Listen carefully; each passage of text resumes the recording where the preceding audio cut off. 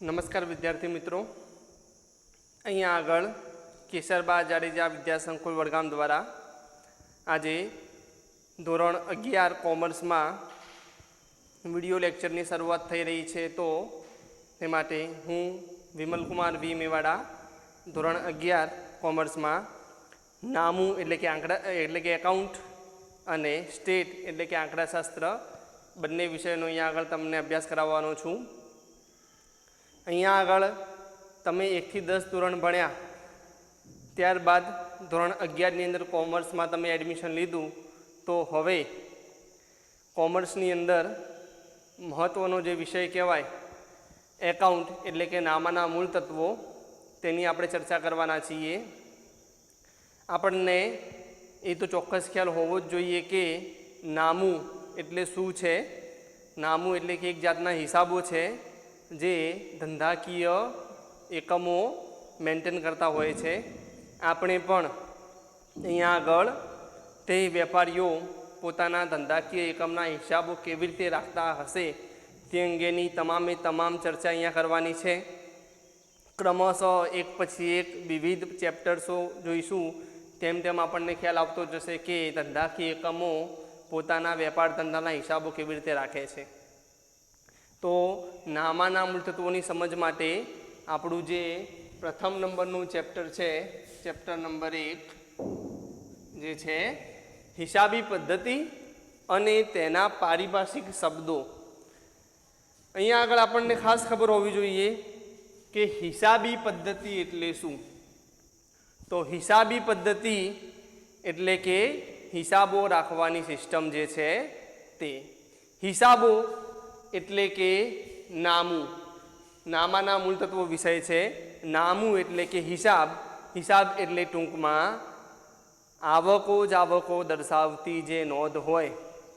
આપણા ઘરની અંદર પણ આપણા માતા પિતા કે વડીલ હોય તે ઘરના જે પણ ખર્ચાઓ અને આવકો હોય તેની કદાચ ઘણી વાર નોંધ રાખતા હોય છે. તે જ પ્રમાણે વેપારીઓ હોય તો તે વેપારીઓ પણ પોતાના ધંધાની પરિસ્થિતિનો ખ્યાલ રહે, તેમજ બીજા ઘણા બધા કારણોસર કે હેતુઓસર તેઓ પોતાના ધંધાના હિસાબો રાખતા હોય છે. માટે આજે આપણે સમજવાનું છે કે હિસાબી પદ્ધતિ શું છે. અહીંયા આગળ આપણે જાણીએ છીએ કે હિસાબો એટલે કે, હિસાબ કોને કહીશું, તો હિસાબો એટલે કે આવકો જાવકો તેમજ વિવિધ ખર્ચાઓને લાગતી તમામ નોંધો દર્શાવતી જે ચોપડો એક રાખવામાં આવે છે તેને આપણે હિસાબ તરીકે ઓળખીએ છીએ. અહીંયા આગળ હિસાબો એ અલગ અલગ સંસ્થાઓ અલગ અલગ વ્યાખ્યા આપે છે હિસાબી પદ્ધતિની. તો હિસાબી પદ્ધતિ માટે એક સંસ્થા છે AICPA, American institute of certified public accounts નામની જે સંસ્થા છે, તેણે પણ હિસાબી પદ્ધતિને લાગતી એક વ્યાખ્યા આપેલી છે. તો શરૂઆત આપણે તે વ્યાખ્યાથી કરશું. તો અહીંયા આગળ લખીએ છીએ આપણે હિસાબી પદ્ધતિ કોને કહેવાય.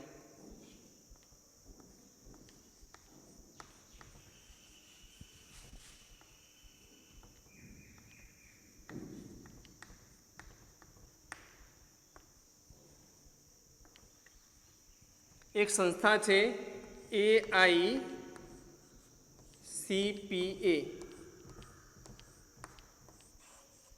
American institute of certified public accounts નામની જે સંસ્થા છે, તેના મત મુજબ તેની એવી વ્યાખ્યા આપેલી છે કે હિસાબી પદ્ધતિ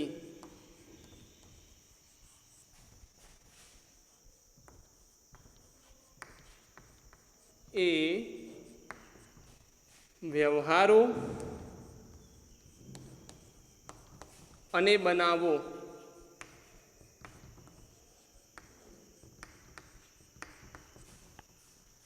જે નાણાકીય લક્ષણ ધરાવતા હોય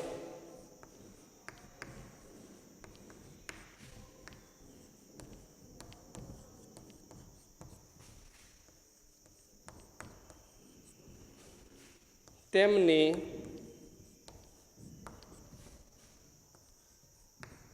નાણાંના સ્વરૂપમાં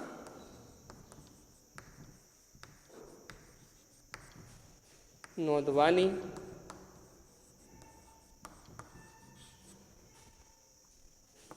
તેનું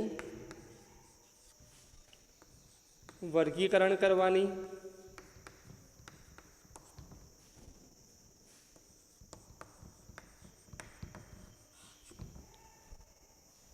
તેમજ અહીં આગળ સમજીશું કે હિસાબી પદ્ધતિ એ વ્યવહારો અને બનાવો જે નાણાકીય લક્ષણ ધરાવતા હોય, એટલે કે આર્થિક વ્યવહારો હોય, તેમને નાણાંના સ્વરૂપમાં નોંધવાની, તેનું વર્ગીકરણ કરવાની, તેમજ તેના તારણો કાઢીને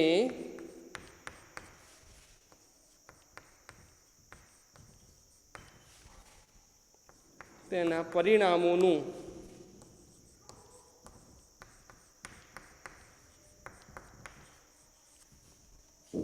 અર્થઘટન કરવાની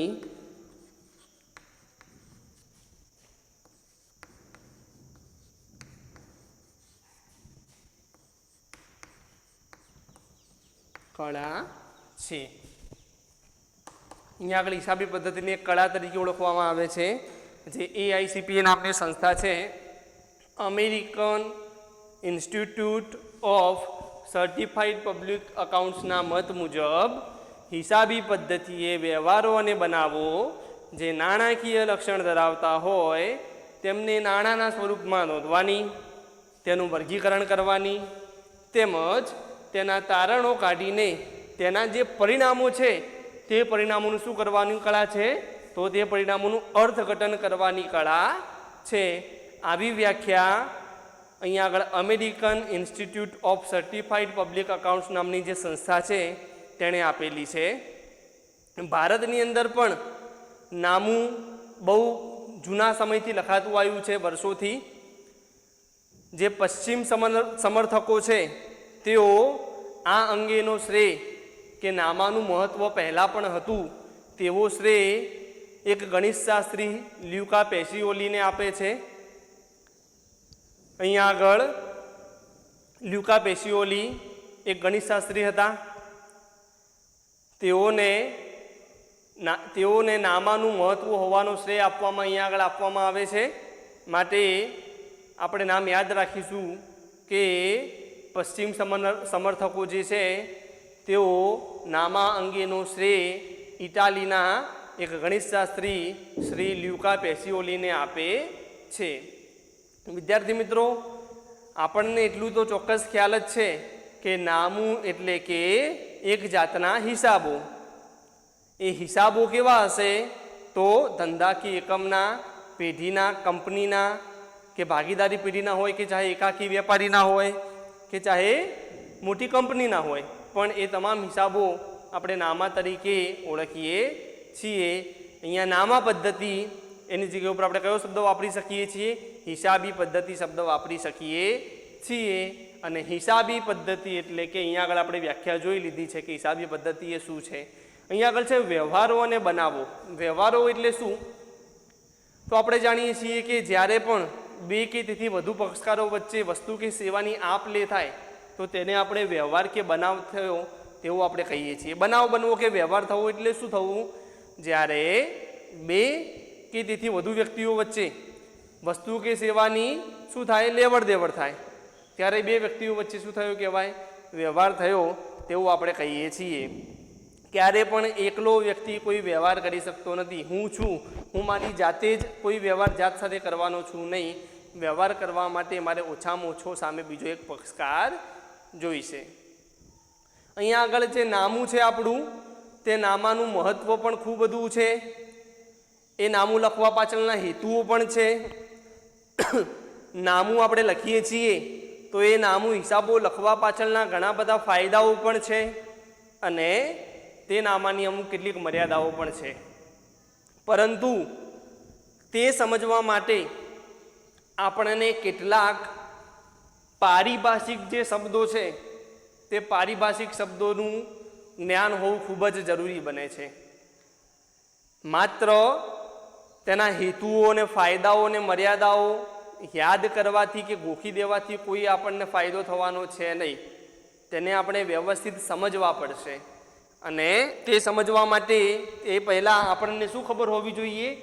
પારિભાષિક શબ્દો વિશે થોડીક ખબર હોવી જોઈએ. પારિભાષિક શબ્દો એટલે કે કોમર્સને લાગતા, કોમર્સમાં નામાના મૂળ તત્વો વિષયને લાગતા કેટલાક એવા શબ્દો છે કે જેના વિશે આપણને માહિતી હોવી ખૂબ જ અને ખૂબ જ જરૂરી છે. માત્ર નામાના મૂળ તત્વો વિષયમાં જ નહીં, પરંતુ કોમર્સની અંદર એસપી, પછી વાણિજ્ય વ્યવસ્થા અને સંચાલન જેવા પણ જે વિષયો આવે છે તે વિષયો માટે પણ આ શબ્દો તમને ખૂબ જ ઉપયોગી થવાના છે. માટે કોમર્સ માટે અહીંયા આગળ આ જે હું તમને આજે પારિભાષિક શબ્દો જે સમજાવવાનો છું વન બાય વન, લગભગ એવા 30, 35 કે 40 શબ્દો છે. તે શબ્દો ગોખવાના નથી આપણે, તે તમામે તમામ શબ્દોને આપણે વ્યવસ્થિત સમજવા પડશે. જો એ શબ્દોને આપણે વ્યવસ્થિત સમજી ગયા તો કોમર્સની અંદર આપણું કામ ઘણું બધું આસાન થઈ જવાનું છે. માટે તે શબ્દોને ખૂબ જ ધ્યાનથી આપણે સમજીશું. આજે આપણે એવા પારિભાષિક શબ્દોની સમજ મેળવીએ છીએ. ત્યારબાદ નામું લખવા પાછળના ફાયદાઓ શું છે, નામું લખવાથી કેટલીક મર્યાદાઓ છે તે શું છે, નામાના હેતુઓ શું છે, તેમજ તેના લક્ષણો શું છે, તેની ચર્ચા આપણે પાછળથી કરીશું. કારણ કે જો તમે આ શબ્દો સમજી જશો, પારિભાષિક શબ્દો, તો તે બધી વસ્તુઓ સમજવામાં તમને આસાની પડવાની છે. માટે આપણે નામાની વ્યાખ્યા જોયા પછી, હિસાબી પદ્ધતિની વ્યાખ્યા જોયા પછી સીધા જ આપણે ક્યાં જઈએ છીએ? પારિભાષિક શબ્દો ઉપર. તો અહીંયા આગળ તમે ધ્યાન રાખશો, હું તમને વન બાય વન એક એક પારિભાષિક શબ્દો સમજાવીશ.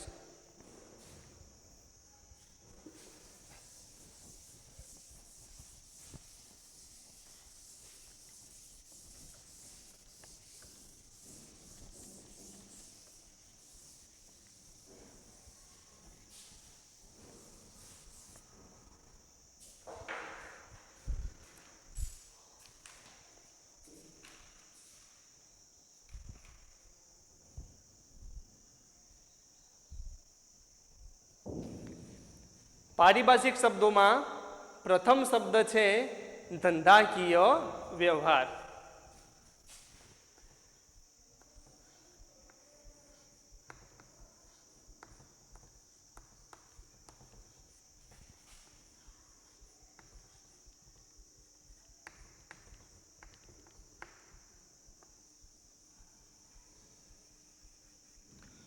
મિત્રો, અત્યારે જ મેં વાત કરી કે વ્યવહાર એટલે શું? તો વ્યવહાર એટલે કે બે કે તેથી વધુ વ્યક્તિઓ વચ્ચે વસ્તુ કે સેવાની આપ લે થાય તો તેને વ્યવહાર થયો કહેવાય.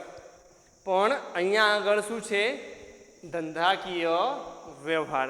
તો ધંધાકીય વ્યવહાર એટલે કે બે કે તેથી વધુ વ્યક્તિઓ વચ્ચે ધંધા માટેની વસ્તુ કે સેવાની આપ લે રોકડેથી કે શાક પર થાય તો તેને આપણે ધંધાકીય વ્યવહાર તરીકે ઓળખીએ છીએ. શું કહીએ છીએ મિત્રો? જ્યારે બે કે તેથી વધુ વ્યક્તિઓ વચ્ચે ધંધા માટેની વસ્તુ કે સેવાની રોકડેથી કે શાક પર થતી ફેરબદલી, તેને આપણે શું કહીએ છીએ? ધંધાકીય વ્યવહાર. તો અહીંયા લખીએ છીએ ધંધાકીય વ્યવહાર એટલે કે ધંધાકીય વ્યવહાર એટલે કે બે કે તેથી વધુ વ્યક્તિઓ વચ્ચે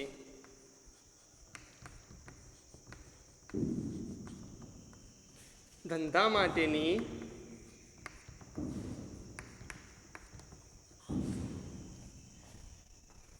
વસ્તુ કે સેવાની રોકડેથી કે શાક પર થતી ફેરબદલી અહીંયા આગળ આપણે સમજવું પડશે અમુક શબ્દો કે ધંધાકીય વ્યવહાર એટલે કે બે કે તેથી વધુ વ્યક્તિઓ વચ્ચે ધંધા માટેની કોઈ વસ્તુ કે સેવાની રોકડેથી એટલે કે પૈસાની ચૂક આપ લે જ્યારે વ્યવહાર થાય ત્યારે થઈ જતી હોય તો તેને આપણે રોકડેથી કહીએ છીએ કે શાખ પર એટલે કે અત્યારે વસ્તુ કે સેવાની આપ લે થતી હશે અને બંને પક્ષકારો વચ્ચે એવો વહીવટ થતો હશે, એવી વાતચીત થતી હશે કે જે તે વસ્તુના પૈસા જે છે એ આજે નહીં પણ આજથી થોડા સમય પછી ભવિષ્યના સમયમાં ચૂકવણી કરીશું, એટલે કે ઉધારે. ઇન શોર્ટ શાખ પર એટલે શું? ઉધાર પર થતી ફેરબદલી. માટે આપણે સમજી શકીએ છીએ કે ધંધાકીય વ્યવહાર એટલે ઓછામાં ઓછા બે વ્યક્તિઓ હશે. એ બંને વ્યક્તિઓ વચ્ચે ધંધા માટેની કોઈ પણ વસ્તુ કે સેવા હશે. વસ્તુ એટલે શું આપણને ખબર છે અને સેવા એટલે શું એ પણ આપણને ખબર છે. વસ્તુ કે સેવા જે હશે તેની રોકડેથી અથવા તો શાખ પર એટલે રોકડે પૈસા આપીને અથવા તો ઉધારે શું થતી હશે એકબીજા વચ્ચે ફેરબદલી થતી હશે તેને આપણે ધંધાકીય વ્યવહાર તરીકે ઓળખીએ છીએ. અહીંયા આગળ આપણે સમજવા માટે અહીંયા લખીએ છીએ કે માની લેવો એ નામનો કોઈ વ્યક્તિ છે અને સામે બી નામનો કોઈ વ્યક્તિ છે. જે એ નામનો વ્યક્તિ છે તે પોતે વેપારી છે, સામે બી નામનો જે વ્યક્તિ છે તે પોતે શું છે? ગ્રાહક છે. આ જે ગ્રાહક છે તે આ વેપારી પાસે આવે છે અને એ વેપારી પાસેથી કોઈ વસ્તુ કે સેવા ખરીદે છે. જ્યારે ગ્રાહક એ વેપારી પાસેથી કોઈ વસ્તુ કે સેવા ખરીદે છે ત્યારે સામે ગ્રાહક વેપારીને શું ચૂકવશે? નાણાં ચૂકવશે, રોકડ રકમ ચૂકવશે. અથવા તો એવી વાત કરશે કે ભાઈ આ જે વસ્તુ છે તેની રોકડ રકમ હું તમને ભવિષ્યમાં ચૂકવી દઈશ. માટે આ બંને વચ્ચે વેપારી અને ગ્રાહક બંને પક્ષકારો હતા. એ બંને પક્ષકારો વચ્ચે ધંધા માટેની જ કોઈ વસ્તુ કે સેવાની શું થઈ? આપ લે થઈ, ચાહે એ રોકડીથી થઈ હોય કે શાખ પર થઈ હોય. તો અહીંયા આગળ જે એક્સચેન્જ એટલે કે ફેરબદલી થાય છે તેને આપણે ધંધાકીય વ્યવહાર તરીકે ઓળખીએ છીએ. હવે આ જે ધંધાકીય વ્યવહાર છે તે કેવા હોઈ શકે તેના આપણે એક બે ઉદાહરણ જોઈએ. તો અહીંયા આગળ લખીએ છીએ ઉદાહરણ તરીકે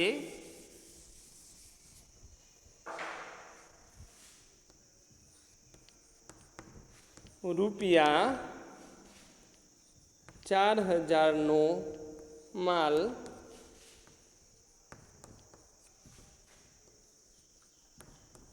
આકાશને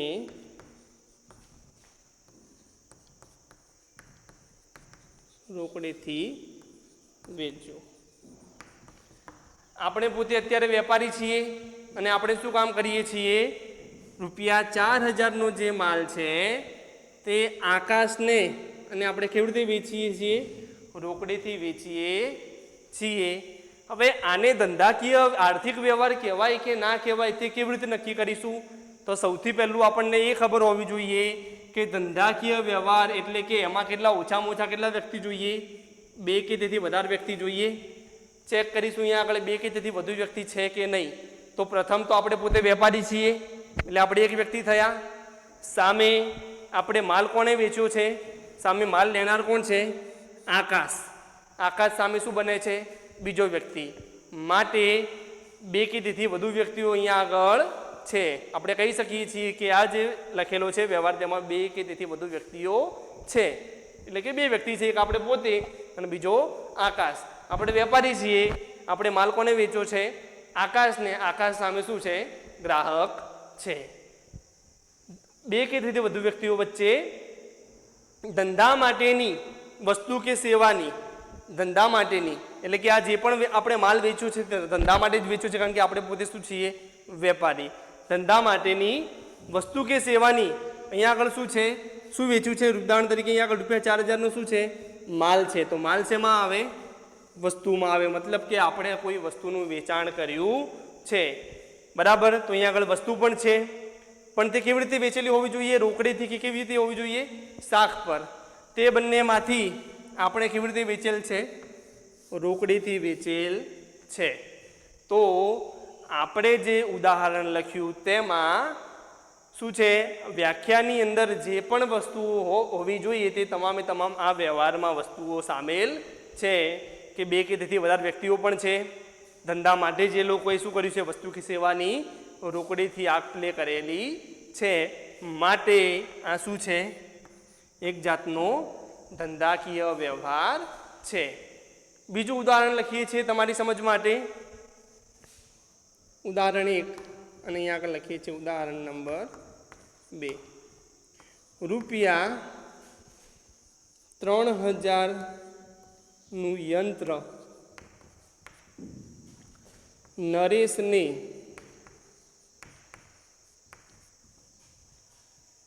3 માસની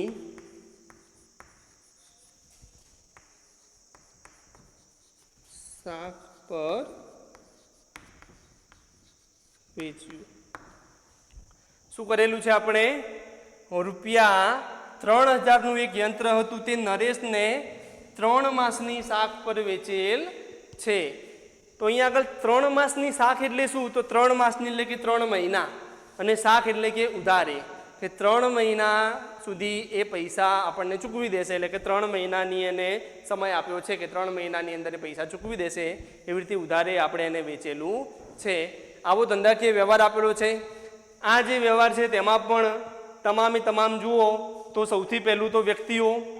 એક તો આપણે પોતે વેપારી, સામે ગ્રાહક કોણ? નરેશ. બે પક્ષકારો થયા, બે કે તેથી વધુ પક્ષકારો થયા ને. અહીંયા આગળ બે છે. ધંધાકીય વ્યવહાર શું કહે છે? કે જ્યારે બે કે તેથી વધુ વ્યક્તિઓ વચ્ચે, અહીંયા આગળ બે વ્યક્તિ થઈ ગયા, તેમના વચ્ચે શું થવું જોઈએ?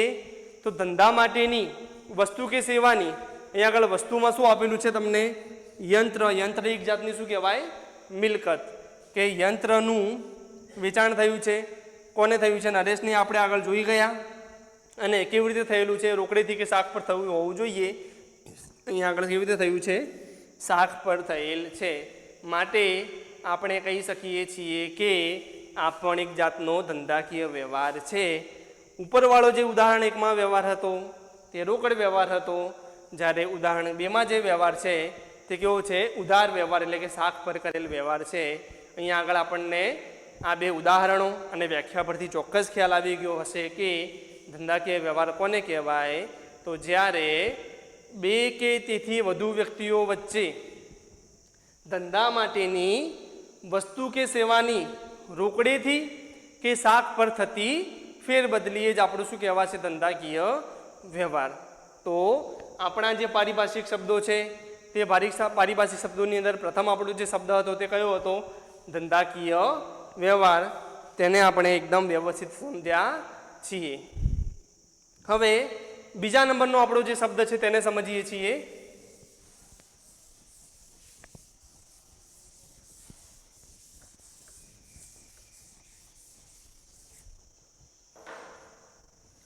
આપણો બીજા નંબરનો જે પારિભાષિક શબ્દ છે તે છે બનાવ, એટલે કે ઇવેન્ટ. બનાવ એટલે શું? બનાવ એટલે કે એક જાતની ઘટના. તેને સમજવા માટે આપણે એ સમજીશું કે કોઈ પણ ધંધાકીય વ્યવહારને અંતે જે પણ પરિણામ આપણને મળવાનું છે, જે પણ પરિણામ ઉદ્ભવવાનું છે, તે પરિણામને આપણે શું કહીશું? બનાવ. બનાવ એટલે શું? તો અહીંયા લખીએ છીએ ધંધાકીય વ્યવહારને અંતે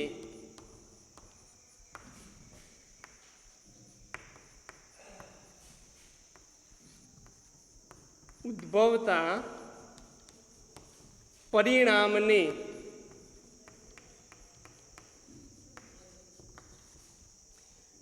બનાવ તરીકે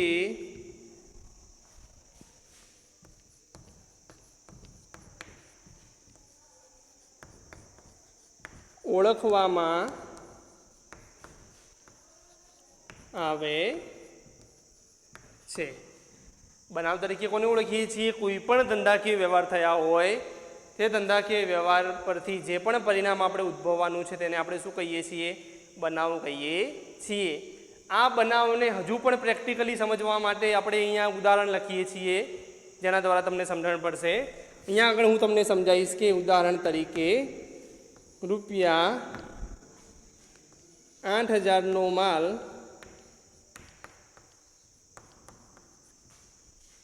આરતી પાસેથી ખરીદ્યો।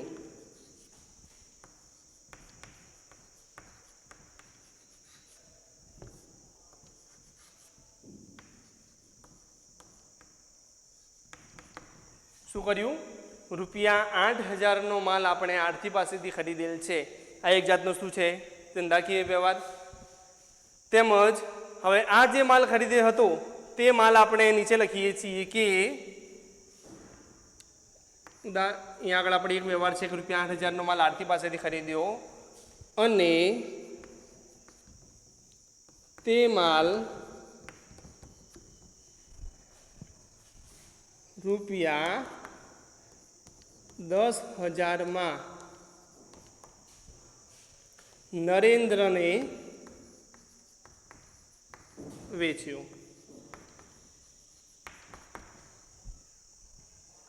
આખો આર્થિક વ્યવહાર તમને આપેલો છે।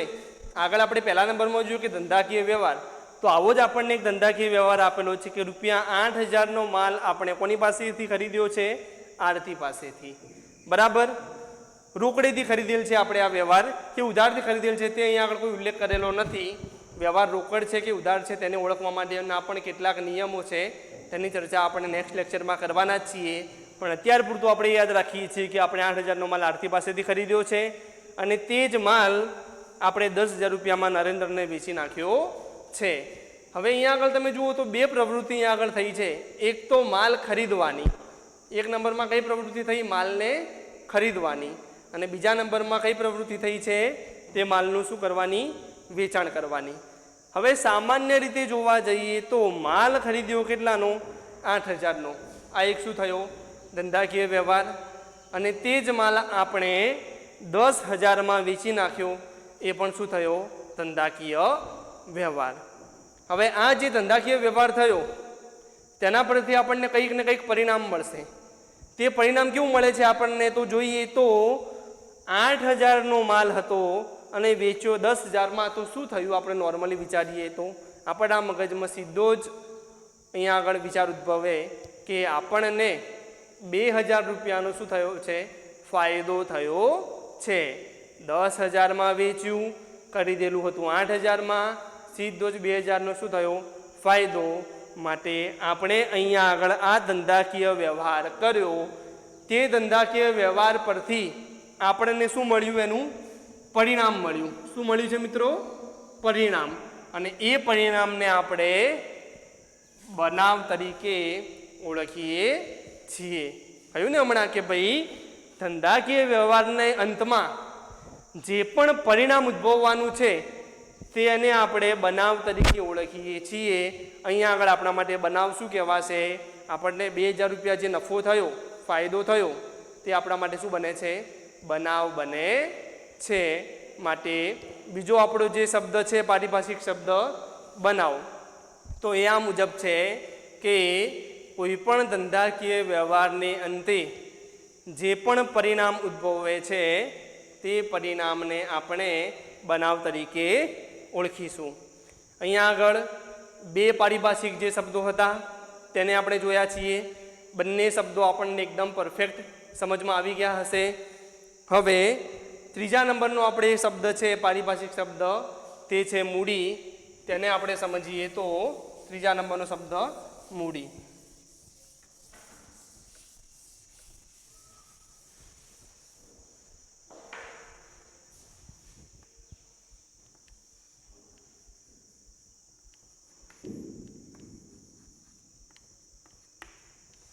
મૂડી કોને કહીશું મિત્રો? તો એક વસ્તુ યાદ રાખીશું મૂડીને યાદ રાખવા માટે કે હંમેશા કોઈ પણ વેપાર ધંધો જે વ્યક્તિ ચલાવતો હોય તે વ્યક્તિને ધંધાનો શું કહેવાય? માલિક કહેવાય। માલિકે ધંધો શરૂ કરવા માટે કશુંક ને કશુંક તો રોકાણ કરવું જ પડશે અને તે રોકાણ એટલે શું? મૂડી. મૂડી એટલે કે માલિકે ધંધામાં કરેલું રોકાણ. તો અહીંયા આગળ લખીએ છીએ ધંધામાં અથવા તો ધંધો શરૂ કરવા માટે ધંધાનો માલિક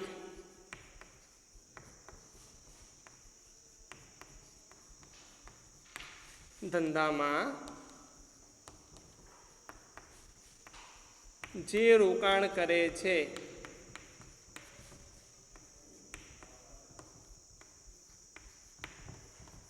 તેને મૂડી કહેવામાં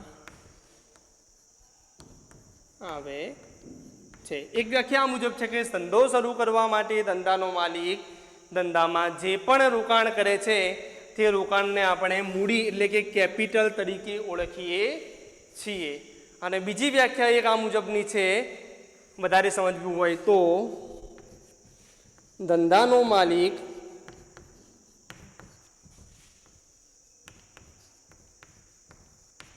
ધંધામાં રોકડ, માલ કે મિલકત લાવે તો તેને મૂડી તરીકે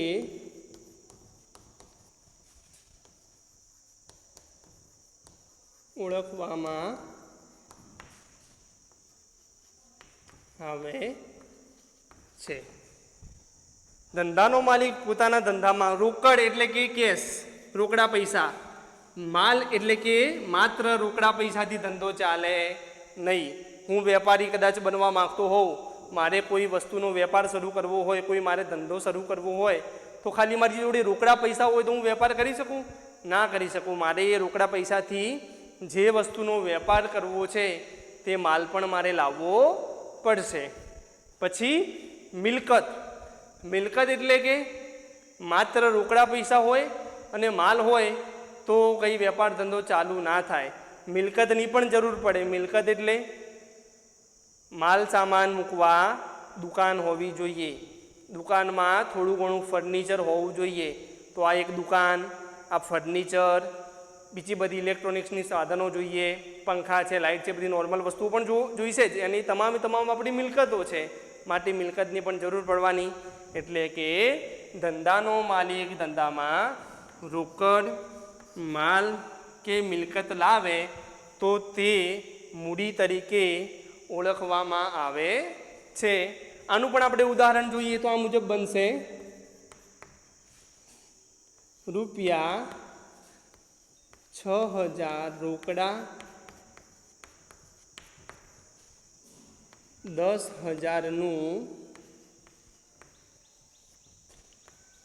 યંત્ર તેમજ 4,000નો માલ લાવીને ધંધો શરૂ કર્યો. અહીંયા આગળ આપણે પોતે વેપારી છીએ અને આપણે શું કરીએ છીએ? રૂપિયા 6,000 રોકડા લાવીએ છીએ, 10,000નું એક યંત્રની જરૂર છે તો યંત્ર લાવીએ છીએ અને 4,000 રૂપિયાનો આપણે શું લાવીએ છીએ? માલ લાવીએ છીએ. એ ત્રણે લઈને આપણે શું કરીએ છીએ? આપણો ધંધો શરૂ કરીએ છીએ. હવે અહીંયા આગળ આ જે ધંધાકીય વ્યવહાર આપણે લખ્યો છે તે વ્યવહારની અંદર આપણે પોતે માલિક છીએ. આ વેપાર ધંધો આપણો છે ને આપણે આટલી વસ્તુઓ લાવ્યા છીએ. તો આપણે કુલ કેટલા રૂપિયા મૂડી લાવ્યા ભાઈ? તો આપણે કુલ મૂડી લાવ્યા છીએ જો 6,000 રોકડા અને 10,000નું યંત્ર એટલે 16,000 રૂપિયા પ્લસ 4,000 રૂપિયાનો માલ, એટલે કે 16 ને 4 20. આપણે 20,000 રૂપિયા મૂડી તરીકે લાવ્યા છીએ તેવું આપણે કહી શકીએ છીએ. માટે યાદ રાખીશું કે ધંધો શરૂ કરવા માટે ધંધાનો માલિક જે રોકાણ કરે છે તેને પણ મૂડી કહેવાય છે. જરૂરી નથી કે રોકાણ શરૂઆતમાં જ થાય. ધંધો શરૂ થઈ ગયો ત્યારબાદ પણ જો વચ્ચે મૂડીની જરૂર પડે તો માલિક લાવી શકે છે. બરાબર. અને મૂડી મેળવવા માટેના પણ ઘણા બધા સ્ત્રોત છે. પોતાના ઘરેથી પણ પૈસા લાવી શકે છે, કોઈ મિત્ર પાસેથી લોન લઈને ઉછીના પણ લાવી શકે છે, કોઈ બેંક પાસેથી લોન લઈને પણ તે લાવી શકે છે. બરાબર છે. તો મૂડી મેળવવા માટેના પણ ઘણા બધા સ્ત્રોત છે. બીજી વ્યાખ્યા છે કે ધંધાનો માલિક ધંધામાં રોકડ માલ કે મિલકત લાવે તો તેને પણ આપણે મૂડી તરીકે ઓળખીશું. અહીંયા ઉદાહરણ દ્વારા આપણે સમજીએ છીએ કે ટોટલ મૂડી કેટલા રૂપિયા બની છે? આમાં 20,000 રૂપિયા બની છે.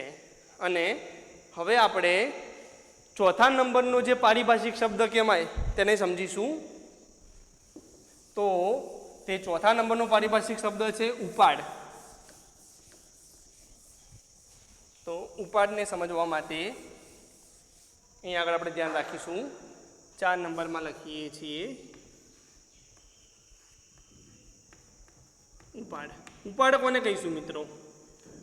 તો આપણે ઘણીવાર શબ્દ સાંભળ્યો છે કે ભાઈ ઉપાડ કર્યો, પણ એ ઉપાડ કર્યો એટલે શું? આપણને ખબર પડે છે કે ઉપાડ આને કહેવાય, પણ આપણા મગજમાં ઉપાડની ચોક્કસ વ્યાખ્યા ક્લિયર નથી. તો તે આજે ક્લિયર થશે. આટલા સમયથી તમે જાણતા હતા કે ઉપાડ શું, ઉપાડ કોને કહેવાય, આપણને સમજણ હતી તમને બધાને કે ઉપાડ આ વસ્તુ કહેવાય, પણ એની પ્રોપર ચોક્કસ સમજણ વ્યાખ્યા દ્વારા ન હતી. તો આપણે અહીંયા સમજાવીએ છીએ ઉપાડ એટલે શું. અહીંયા લખીએ છીએ ધંધાનો માલિક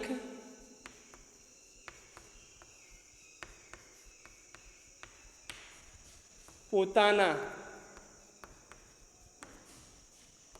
અંગત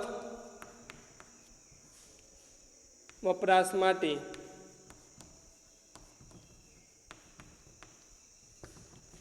ધંધામાંથી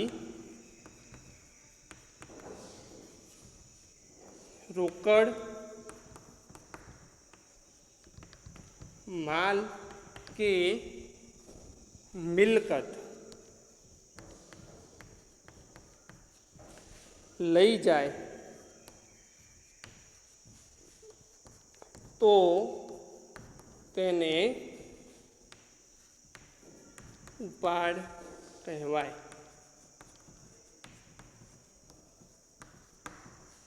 જ્યારે પણ ધંધાનો માલિક પોતાના ધંધામાંથી પોતાના અંગત વપરાશ માટે રોકડા પૈસા લઈ જાય, કોઈ માલ લઈ જાય કે મિલકત લઈ જાય તો તેને આપણે ઉપાડ તરીકે ઓળખીશું.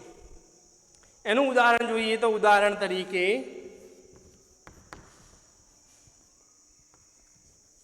પુત્રની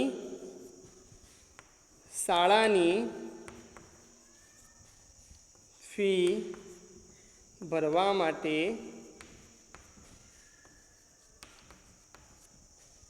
₹7,000 ધંધામાંથી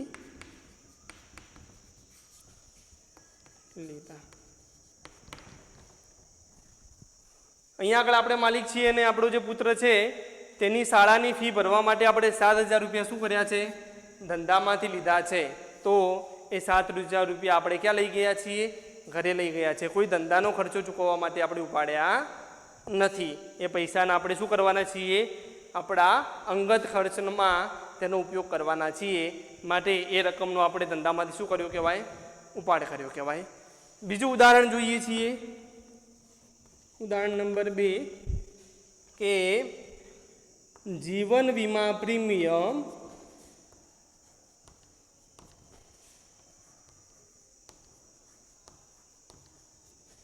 ₹1,400 ચૂકવ્યું. આપણે આપણા ધંધામાંથી શું કર્યું છે? 1,400 રૂપિયા શેના? જીવન વીમા પ્રીમિયમના ચૂકવ્યા છે. વીમો એટલે શું? આપણને ખબર છે કે ભવિષ્યની અંદર આપણને કોઈ નુકસાન ન થાય, તે નુકસાન થાય તો તે નુકસાનનું સામે વળતર મેળવવા માટે આપણે વીમો લઈએ છીએ.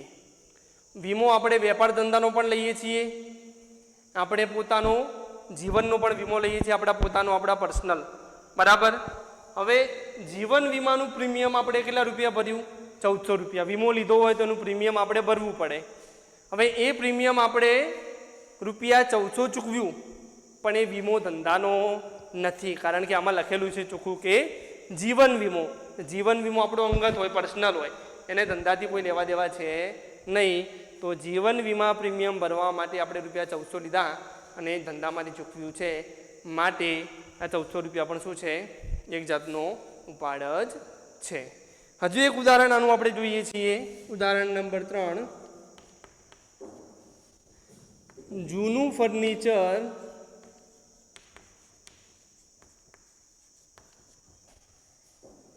રૂપિયા 7000નું હતું,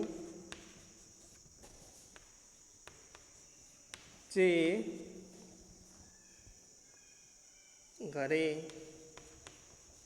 લઈ ગયા. આ એક ઉદાહરણ બનાવેલું છે કે એક આપણું જૂનું ફર્નિચર હતું આપણા ધંધામાં 7000 રૂપિયાનું, અને એની આપણને કદાચ ધંધામાં જરૂર ન હતી, તો આપણે શું કર્યું, એ ફર્નિચરને ઉપાડી અને આપણા ઘરે મૂકી દીધું, ઘરે કામ આવશે એમ વિચારીને. તો એ પણ આપણે શું કર્યું કહેવાય, ધંધામાંથી ઉપાડ કર્યો જ કહેવાય.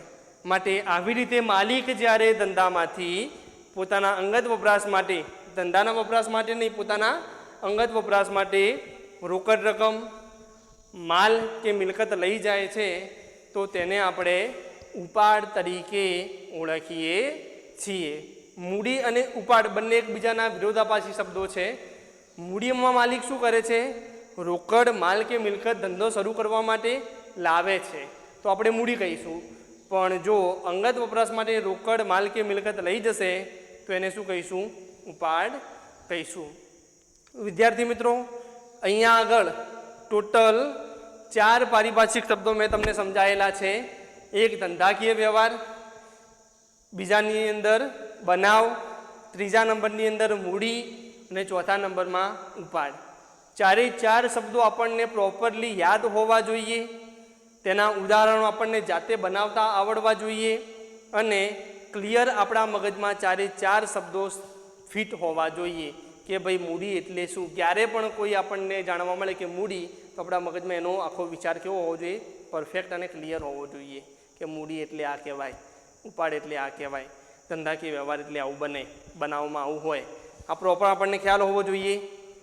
આજના લેક્ચરની અંદર જે પણ મેં તમને સમજાયું, હિસાબી પદ્ધતિ શું કહેવાય અને અમુક પારિભાષિક શબ્દો 4 જેવા સમજાયા, તે તમામે તમામ તમારે નામાના મૂળ તત્વો વિષયના ચોપડામાં લખવાના છે અને તેને તૈયાર કરવાના છે. ત્યારબાદ આગળના જે શબ્દો છે, આવા લગભગ આપણે 35-40 શબ્દો શીખવાના છે, પણ 1 થી 4 આજે આપણે શીખ્યા છીએ. આનાથી પણ 5 નંબરથી ચાલુ કરીને અમુક 4-5 શબ્દો આપણે નેક્સ્ટ લેક્ચરમાં જોઈશું.